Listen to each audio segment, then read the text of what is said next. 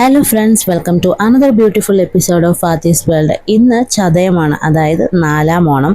ഇന്നലെ വൈകുന്നേരം ഞങ്ങൾ എല്ലാവരും ഞങ്ങളുടെ വീട്ടിൽ നിന്ന് എൻ്റെ വീട്ടിലോട്ട് വന്നിരിക്കുകയാണ്. ഇന്നത്തെ ദിവസം ഇവിടെയാണ് ഞങ്ങൾ സെലിബ്രേറ്റ് ചെയ്യാൻ ഉദ്ദേശിച്ചിരിക്കുന്നത്. രാവിലെ എഴുന്നേറ്റ് വന്നപ്പോൾ ഞാനൊരു ചായ ഇടുന്നതിൻ്റെ തിരക്കിലാണ് കേട്ടോ. രാവിലെ എന്ന് പറഞ്ഞാൽ ഇപ്പോൾ ഒരു 9 മണിയായിട്ടുണ്ട്. ഞങ്ങൾ ലേറ്റ് ആയിട്ടായിരുന്നു കിടന്നത്, അതുകൊണ്ട് തന്നെ രാവിലെ എഴുന്നേക്കാനും കുറച്ച് ലേറ്റായിപ്പോയി.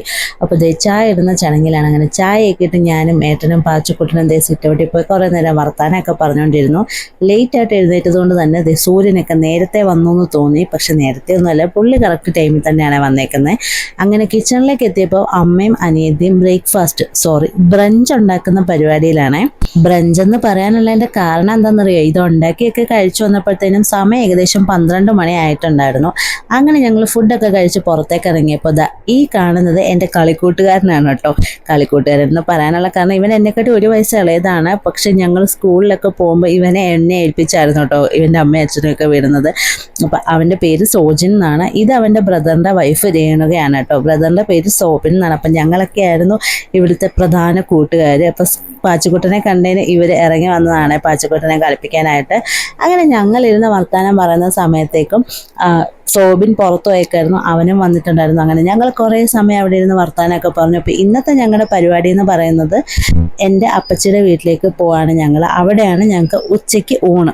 അങ്ങനെ സോബിനും എത്തിയിട്ടുണ്ട്. അവനോട് ഞാൻ എൻ്റെ വീഡിയോസൊക്കെ കാണുമോയെന്ന് ചോദിച്ചപ്പോൾ അവൻ പറഞ്ഞ എന്താണെന്നറിയോ, അവന് ഞാൻ എൻ്റെ ചാനലിൻ്റെ ലിങ്ക് അയച്ചു കൊടുത്തപ്പോൾ അവൻ വിചാരിച്ചു ഏതോ ഇൻസ്റ്റാഗ്രാം പേജിൽ ഡ്രസ്സൊക്കെ വാങ്ങിക്കുന്ന പേജ് ഉണ്ടല്ലോ, അതെന്തോ ആണെന്ന് വെച്ചിട്ട് അവൻ ഓപ്പണേ ചെയ്തിട്ടില്ല എന്ന്.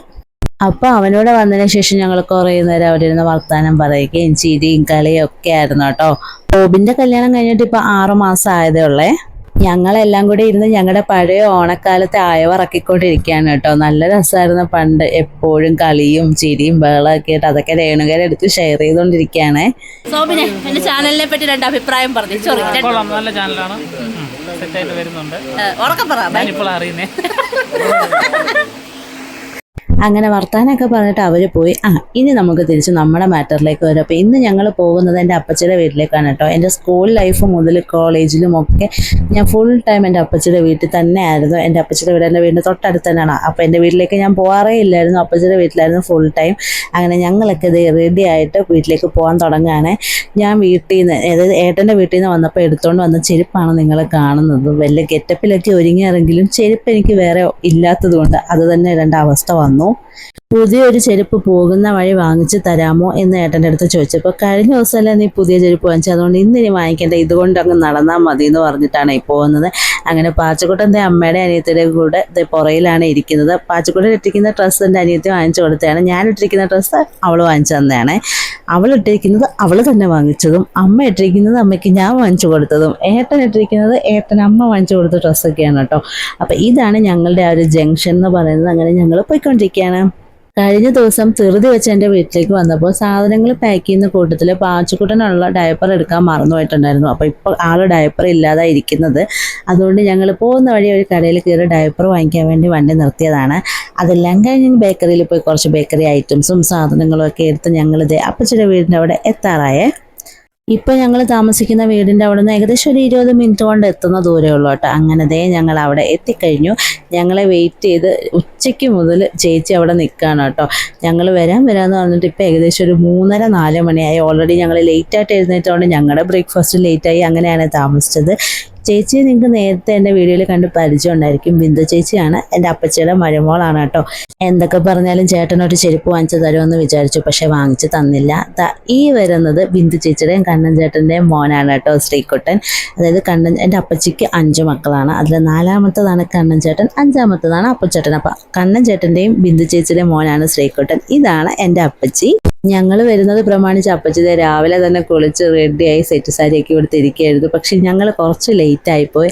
അങ്ങനെ ഞങ്ങൾ റൂമിലേക്ക് നോക്കിയപ്പോൾ അപ്പച്ചേട്ടൻ അവിടെ കിടന്ന് നല്ല പോത്ത് പോലെ കിടന്ന് ഉറക്കായിരുന്നു കേട്ടോ. യൂട്യൂബിൽ വീഡിയോ ഇടുന്ന അറിയാവുന്നതുകൊണ്ട് എല്ലാവരും രാവിലെ മുതൽ റെഡി ആയിട്ട് തന്നെയാണ് ഇരിക്കുന്നത്.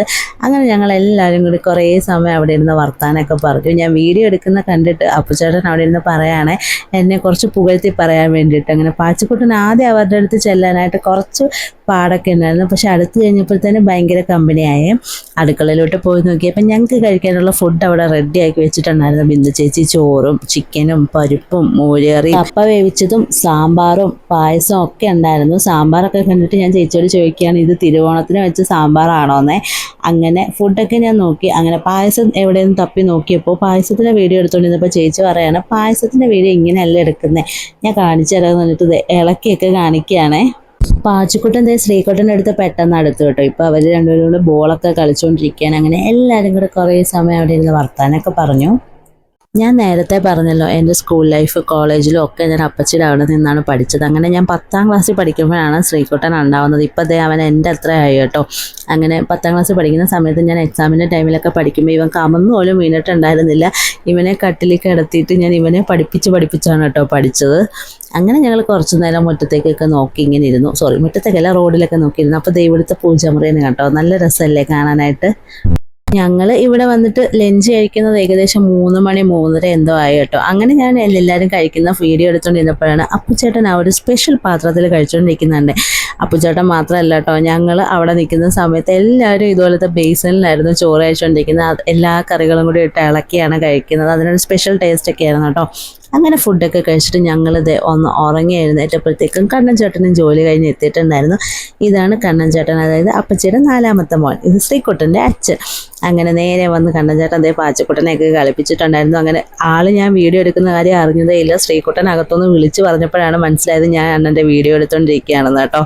ബിന്ദു ചേച്ചി പിന്നെ അടിപൊളി ഒരു ചായയൊക്കെ ഇട്ട് തന്നു. അതും കുടിച്ച് സ്നാക്സൊക്കെ കഴിച്ചിട്ട് ഞങ്ങൾ പോകാൻ വേണ്ടി റെഡി ആകുമായിരുന്നു. അപ്പോഴാണ് എൻ്റെ ബാഗിൽ ഈ സ്റ്റാൻഡ് ഇരിക്കുന്നത് ശ്രീകുട്ടൻ കണ്ടത്. അവൻ്റെ ഫോണിൽ സ്റ്റാൻഡ് കയറ്റിയിട്ട് അവൻ എല്ലാവരുടെയും വീഡിയോ എടുക്കാൻ വേണ്ടി പോയിട്ടുണ്ട്. അങ്ങനെ എല്ലാവരുടെയും മുന്നിൽ അതും കൊണ്ടൊന്ന് പോയി ഷോയൊക്കെ കാണിച്ചിട്ട് അവൻ തിരിച്ചു വന്നു. അതിനുശേഷം ബിന്ദു ചേച്ചി വന്ന് പറഞ്ഞു, ഞാൻ കണ്ണൻ ചേട്ടനോട് ഇരിക്കുന്ന ഫോട്ടോ ഒന്ന് എടുക്കാനായിട്ട്. അങ്ങനെ അവർ രണ്ടും ഇരുന്നപ്പോൾ ഞാൻ അവരുടെ വീഡിയോ എടുത്തുകൊണ്ടിരിക്കുകയാണ്. കണ്ണൻ ചേട്ടൻ ഫോണിൽ നോക്കി എന്തൊക്കെയോ കണ്ട് ചിരിച്ചുകൊണ്ടിരിക്കുകയാണ്.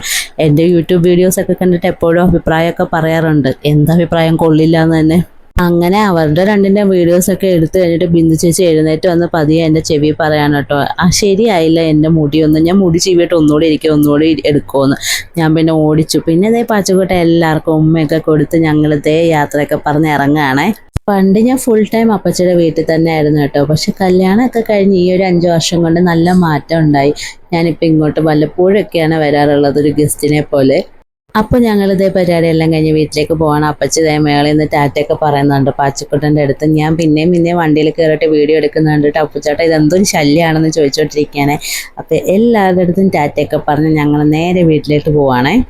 പോകുന്ന വഴി പത്തനംതിട്ടയിൽ ഓഷ്യൻ വേൾഡ്, അതായത് മറൈൻ അക്വേറിയം, എന്താ എൻ്റെ കറക്റ്റ് പേര് എനിക്ക് ഓർമ്മയില്ല, മറ്റേ മീനെയൊക്കെ കാണിക്കുന്ന പരിപാടി ഉണ്ടല്ലോ, അത് നടക്കുന്നുണ്ടായിരുന്നു. പെട്ടെന്ന് അത് കാണാമെന്നൊരു പ്ലാനിട്ട് പോയി കേട്ടോ. പക്ഷെ എന്ത് ചെയ്യാനും ഭയങ്കര തിരക്കായിരുന്നു. റോഡിലും ഗ്രൗണ്ടിലും ഒന്നും വണ്ടി പാർക്ക് ചെയ്യാനായിട്ട് സ്ഥലമില്ല. അതുകൊണ്ട് വേറൊരു ദിവസം പോകാമെന്ന് പറഞ്ഞു. ചേട്ടൻ നേരെ വണ്ടി വെട്ടിങ്ങി പോന്നു. വീട്ടിൽ വന്നിട്ട് ബാക്കിയിരുന്ന രാവിലത്തെ ബ്രേക്ക്ഫാസ്റ്റിനെ എല്ലാം എടുത്ത് കഴിച്ചിട്ട് ബാഗൊക്കെ പാക്ക് ചെയ്ത് ഞങ്ങൾ വീട്ടിലേക്ക് പോകാൻ കേട്ടോ. അതിൻ്റെ ഇടയ്ക്ക് കോളിംഗ് ബെൽ അടിച്ച സൗണ്ട് കേട്ടിട്ട് പാച്ചക്കുട്ടിൻ്റെ ചിരിയാണേ. അപ്പോൾ അത്രയൊക്കെയുള്ളൂ. വീഡിയോ ഇഷ്ടമെങ്കിൽ ലൈക്ക് ചെയ്യാനും സബ്സ്ക്രൈബ് ചെയ്യാനും മറക്കരുത്. Tata bye bye, see U.